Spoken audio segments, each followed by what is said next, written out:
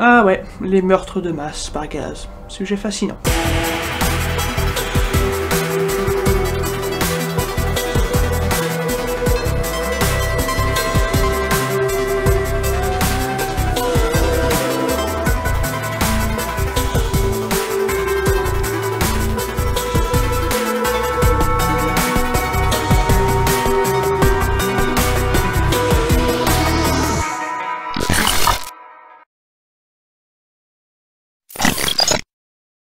Bonjour. Ceci est la suite de l'épisode sur les méthanogènes. Dans un premier épisode, on a vu ce qu'étaient les méthanogènes. On a aussi parlé de leur métabolisme et on a développé un peu plus sur ce qu'est un métabolisme. Et bien aujourd'hui, on va voir un peu plus de choses sur les méthanogènes.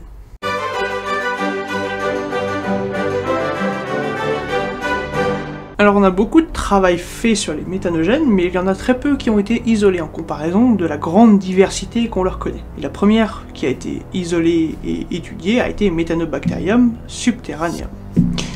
La méthanobactérie qui vient de sous terre. La science c'est compliqué, sauf pour les noms. Alors j'ai parlé de leur métabolisme, et j'ai insisté sur le fait qu'elles sont anaérobies, c'est-à-dire qu'elles ont une peur panique de l'oxygène. Si vous avez du mal à vous illustrer pourquoi, imaginez qu'elles vont s'oxyder en présence d'oxygène. Un peu comme ça, oui. Mais c'est le seul impératif métabolique qu'elles ont. À part, évidemment, cette histoire de déplétion des accepteurs d'électrons. Si vous ne savez pas de quoi je parle, j'en ai parlé dans l'épisode juste avant. Ça s'appelle de l'autopromotion. Et justement, quand on parle d'environnements variés, je parle, eh bien, des environnements profonds, des environnements moins profonds, tels que les intestins des vaches. On en trouve aussi dans les lacs d'eau fraîche, ou les lacs acides, avec des températures qui vont de 0 à 120 degrés. Ouais, on en trouve un peu partout. Ça revient souvent, je sais.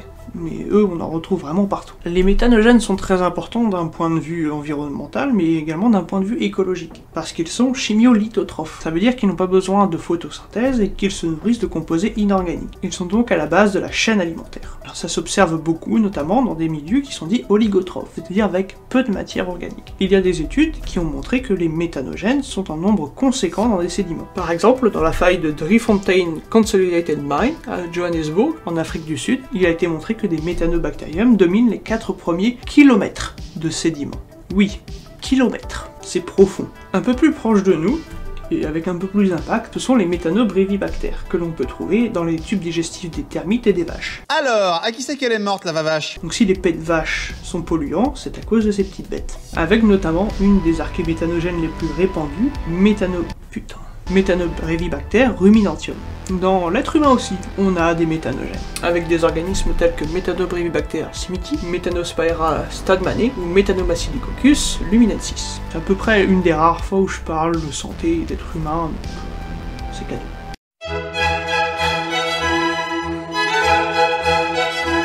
Ça m'est arrivé d'ouvrir un manuel de microbiologie et de voir que nos pets n'étaient que l'expression de notre microbiote. Voilà, toute la journée.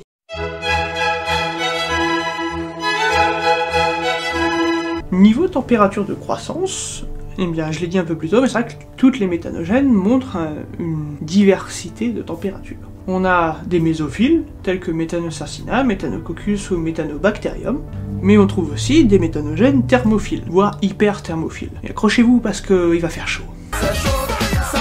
Methanothermobacter thermoautotrophicus et Methanocaldococcus yanashi sont par exemple de très bons exemples de il fait chaud, avec des optimums de température de 75 et 86 degrés. C'est-à-dire que pour les faire pousser de manière optimale, donc yanashi en 25 minutes, faut la chauffer. Il faut la chauffer à 86 degrés, parce que en dessous il fait trop froid et elle meurt d'hypothermie. Si je vous trempe dans de l'eau à 86 degrés, non, vous allez pas pousser plus vite. Ça m'a littéralement cuit les boules. On notera que Methanothermobacter thermoautotrophicus a un nom évocateur. Fait du méthane, thermophile, encore plus thermophile, est autotrophe. La science c'est pas dur, hein. La microbiologie c'est facile. C'est du loup mais c'est facile. Un des organismes les plus chauds de notre région, ou pas, est Candleri, qui pousse elle à 110 degrés. Enfin, qui peut pousser jusqu'à 110 degrés. C'est-à-dire que l'eau est en train de bouillir à une pression telle que la nôtre, et non, la bestiole est continue. De notre côté, on a Methanolobus psychrophilus, qui elle pousse en consommant du méthanol. Ne le faites pas. C'est mortel le méthanol. Et qui pousse à des optimums de température de 18 degrés, mais qui peut continuer de pousser jusqu'à 0 degrés. 110 degrés, 0 degrés. Une autre chose à prendre en compte aussi est le taux de sel. On va venir avec vos blagues. Et ici, rien qu'ici, on récolte la moitié du sel français. On trouve de nombreuses méthanogènes qui se développent dans des environnements dits hyper salés. Des environnements considérés comme extrêmes au vu de la concentration en sel. Rien d'autre n'y pousse, sauf ce genre de micro-organismes, que l'on dit halophiles. Les halophiles, ça va être un sujet à part, que c'est fascinant, mais retenez que pour retenir l'eau dans leurs cellules, parce que si on trempe une cellule dans de l'eau hyper salée, elle se déshydrate, et bien ces cellules d'halophiles vont développer un processus qui va retenir l'eau dans leurs cellules, qui va l'empêcher de fuir par la membrane. Je l'ai dit et je le répète et je vais encore le répéter plus tard, mais c'est vrai que le méthane est un gaz à effet de serre extrêmement costaud, 28 fois plus puissant que le dioxyde de carbone. Combien? Et comme je l'ai dit avant, c'est un gaz dont sa concentration augmente depuis 200 ans. Et aujourd'hui, on se retrouve avec des émissions de méthane qui sont de 500 à 600 téragrammes par an. Le problème, c'est que ce gaz à effet de serre contribue à l'effet de serre. Oh merde! Oh, c'est con ça! Et cet effet de serre, il va réchauffer notre planète. Il va donc entraîner une augmentation des températures de notre climat. Si, je vous jure. Un des effets secondaires un peu embêtants, c'est que les méthanogènes, elles aiment bien les températures un peu plus chaudes. Donc on va avoir un emballement du système avec des méthanogènes qui vont se mettre à produire encore plus de méthane. Elles vont se développer encore plus vite. Elles vont produire plus de méthane. Ce qui va chauffer encore plus la planète. Ce qui va faire que les méthanogènes, elles vont aimer ça. Donc elles vont se développer encore plus. Donc elles vont produire encore plus de méthane. Ce qui va entraîner un réchauffement climatique encore plus important et une hausse des températures. Bref, vous voyez l'idée. Mais oui, c'est clair. Et alors là, vous allez peut-être me dire, ouais, mais bon, t'exagères, t'en fais trop, blablabla. Sauf que si je vous disais que les méthanogènes, elles ont déjà participé à une extinction de masse. Elles l'ont même provoqué, à cause du système que je viens de vous décrire. En effet, les méthanogènes, il y a de cela plusieurs millions d'années, se sont mis à se développer à un rythme un peu trop effréné, et l'emballement de ce système a fait que, eh bien, ça conduit à un réchauffement planétaire. Tout ça à cause d'arcs qui pètent.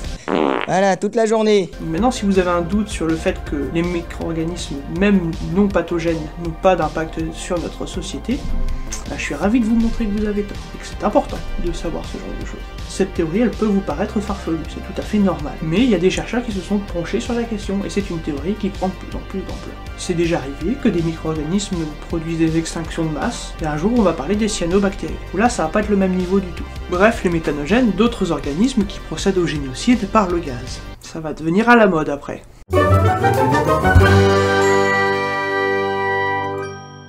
Alors les méthanogènes, c'est vrai que je vous le dis et je vous le rabâche, elles sont diversifiées. Il n'y a pas de classe de méthanogènes. On ne va pas se dire, tiens, c'est une méthanogène, elle appartient à cette classe-là, cet ordre-là et cette famille. Non, non, non, non. Et ça se reflète par leur composition au niveau de leur membrane. Je vous ai parlé dans l'épisode 2, qu'il faut définitivement que vous alliez voir si vous ne l'avez pas vu. N'hésitez pas non plus à vous abonner et à partager cet épisode. Donc je disais, on a vu dans l'épisode 2 que les membranes des archées étaient composées de S-Slayer, ou Liebwitz Slayer. Oui, j'ai déjà fait la blague. Elles sont également composées de pseudo-peptidoglycanes, notamment chez les méthanobactériens. Tandis qu'il y a de la méthanochondroïtine chez les méthanosarcinaires. La méthanochondroïtine, ça ressemble à la chondroïtine que l'on trouve chez les vertébrés dans leur cartilage. Et oui, comme j'ai dit encore une fois dans l'épisode 2, les archées sont proches de nous. Vraiment que vous alliez le voir cet épisode. Je dis ça, je dis rien. C'est vrai que les méthanogènes sont très diversifiés. Pas moyen d'avoir un seul ordre de méthanogènes. Même au début, on pensait qu'il y en avait 5, appartenant au phylum des Euryarchaeota. Ces 5 ordres, c'était eh bien les méthanococcales, les méthanobactériales, les méthanosarcinales, les méthanomicrobiales et les méthanopiarales. Beaucoup de méthanos. Puis on a découvert 2 nouveaux ordres, les méthanocellales et les méthanomacillicocales. Alors avant on a parlé donc des 3 différents métabolismes méthanogènes, mais on n'a pas vu à quel point ils étaient répartis entre les différents ordres. Ça tombe bien parce que du coup on va le faire maintenant. Tout s'enchaîne. Déjà le métabolisme le plus facile, l'hydrogénotrophe, se trouve chez tous les méthanogènes, sauf les méthanomacillicocales. Il y a toujours un sauf. Les méthanosarcinales, elles, eh bien, sont les seules à présenter la méthanogenèse acétoclastique, étant donc des acétotrophes qui consomment de l'acétate. Acétoclastique qui va donc consommer de l'acétate. Les méthanomacillicocales, les méthanobactériales et les méthanosarcinales, elles présentent toutes les 3 la méthanogenèse méthylotrophique. Elles vont donc consommer des composés méthylés. Cependant, récemment, il y a des études méthanogénomiques qui ont été faites. Alors la métagénomique, qu'est-ce que c'est? C'est l'étude de plusieurs génomes compris dans un environnement. Un génome, qu'est-ce que c'est? C'est l'ensemble des gènes d'un individu. Donc l'étude métagénomique d'un environnement, c'est on prend un échantillon, on l'échantillonne, oui, on l'analyse, on analyse la diversité génétique de cet environnement, et on essaye d'en déduire, eh bien, qu'est-ce qui s'y trouve. Et une des façons donc de travailler avec ça, c'est ce que l'on appelle des MAG, des métagénomes associated genomes. C'est-à-dire que ce sont des génomes qui sont pris in silico, donc par ordinateur. Alors à expliquer c'est un peu compliqué, mais retenez que ce sont des ensembles de gènes qui appartiennent donc à probablement la même souche et qui vont être mis ensemble et qui vont composer le génome supposé de cette souche. Ça semble un peu abstrait, mais ça sert énormément et ça a été prouvé comme étant quelque chose de valable. Il y a énormément d'outils pour faire des MAG, je vous les détaillerai tous, c'est pas le sujet de la vidéo, mais grâce à ces MAG on a réussi à trouver que 2 autres phylums de micro-organismes étaient probablement capables de faire de la méthanogenèse, à savoir les Bathyarchaeota et les Vestrarchaeota. Alors Bathyarchaeota, donc les archées qui se développent eh bien, sous de fortes pressions. Et Vestrarchaeota, je sais pas. Donc si vous avez des idées, vous me les mettez en commentaire.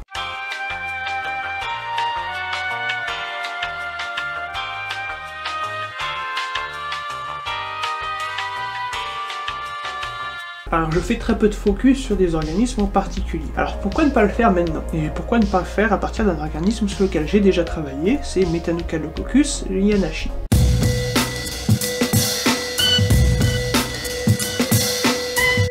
Methanocalococcus yanashi a été isolé à 2600 mètres de profondeur, c'est profond, au niveau d'un fumeur blanc, des cheminées hydrothermales, donc en général où il fait assez chaud. C'est un micro-organisme qui a été isolé, qui sert de modèle pour les méthanogènes, qui est très facile de travailler avec, puisque c'est un micro-organisme hydrogénotrophe. En fait, vous faites un milieu minéral, vous rajoutez de l'hydrogène et du dioxyde de carbone, vous mettez ça à chauffer à 86 degrés, et le lendemain, vous revenez, vous avez une colonie.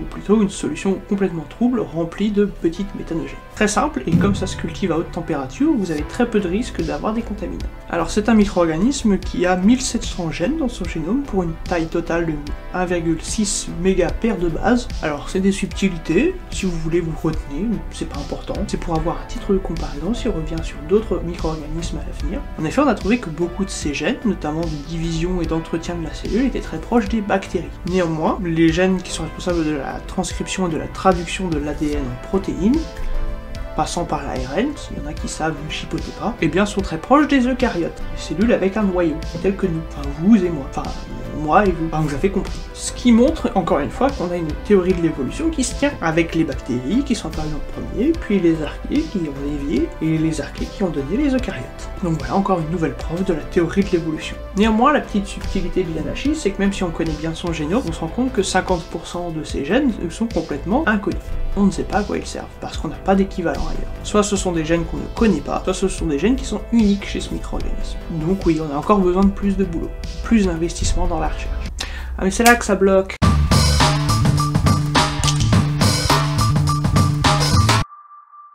Donc voilà, ceci est la fin du deuxième épisode sur les méthanogènes. N'hésitez pas à partager l'épisode, à liker, à commenter, et surtout à vous abonner à la chaîne, à me dire ce que vous en pensez. Et moi je vous retrouve la prochaine fois pour le dernier épisode sur les méthanogènes.